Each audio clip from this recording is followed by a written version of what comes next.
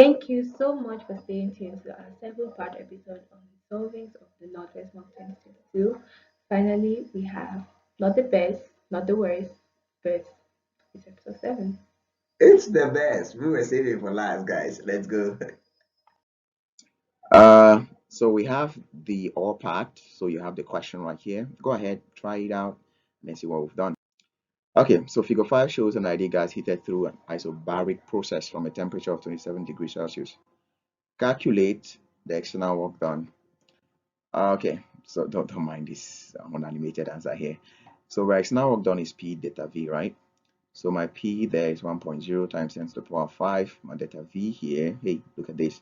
So 5 V final minus V initial. So 5.0 there times 10 to the negative 3 minus 4.0 times 10 to the negative 3. I've just factored that out at the end. So PDV gives me 100 joules. That's my work. Now, from pressure law, because remember I went to the new temperature T2 of the gas. So from pressure law, of course, P1 V1 over T1 equals P2 V2 over T2. So, but P1 equals P2. So that means that, well, I can cancel out P1 and P2. So I'm left with what? I'm left with V1 over T1 equals V2 over T2. Make T2 a subject. That would mean that, hey, my T2 is V2 over V1 times T1. So that means that, hey, what's my V2? My V2 is 5. My V1 is 4. My T1 is 300 Kelvin because it's 27 degrees Celsius. Add 273 to 8, you have it in Kelvin, which is 300. And so when you multiply with this, you have 375 Kelvin for your T2, right? So that's it. Roman 3 says the change in the internal energy of the gas if its mass is 45 grams, molar mass 28 grams, and heat capacity at constant volume is this. Okay, so my du is n6 of v delta t. My n, which is number of moles, is given mass over molar mass. Given mass here is 45 grams. Molar mass is rather 28 grams. Multiplied by our heat capacity at constant volume, which is 0.6. Multiplied by change in temperature. And my change in temperature here is 375 minus 300. So my change in internal energy is 72 joules. Okay.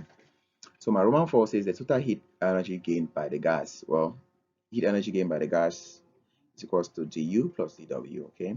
So my dq is du is 72.3214. I've used all of the other decimal parts plus my dw. So my dq there is 1.7 times 10 to the power 2 joules.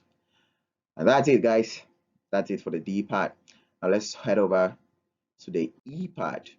Now this is the E part. Again, pause the video, E and F at once, check it out, and dive into seeing what we've done.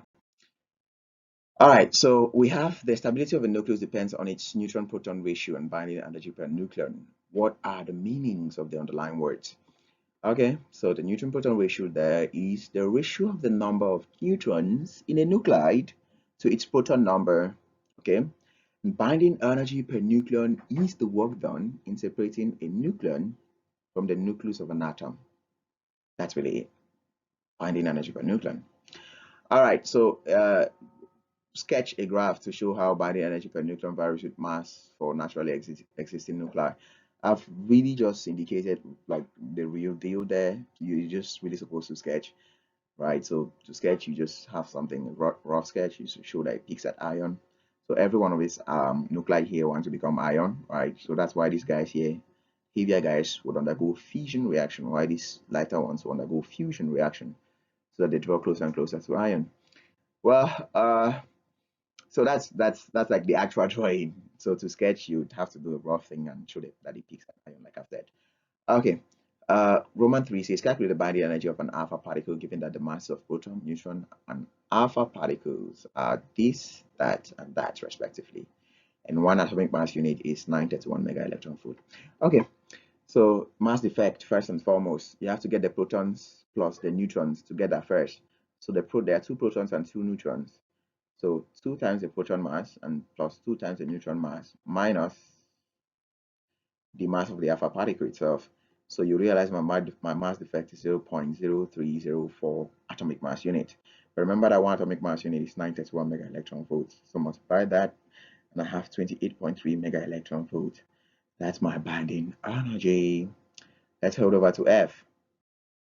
So our F says a beaker containing ice is allowed to stand in a room until attain an equilibrium temperature of this with the room. Explain the mechanism involved in the transfer of heat energy between the beaker and the room.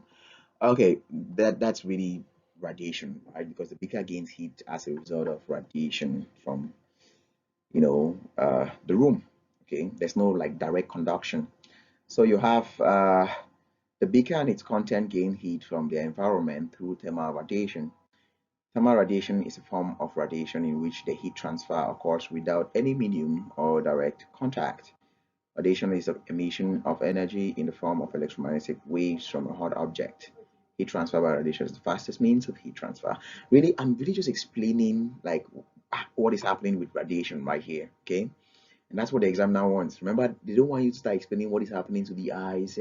Absorb, first of all, gain some amount of heat to increase to its melting point, and then gains latent heat of fusion to melt, and then start gaining heat to attain room temperature of the room. No, they are explaining to this. The examiner expects you to explain the mechanism that involves the heat transfer from the room to the beaker, and not necessarily what is happening with the beaker. Okay.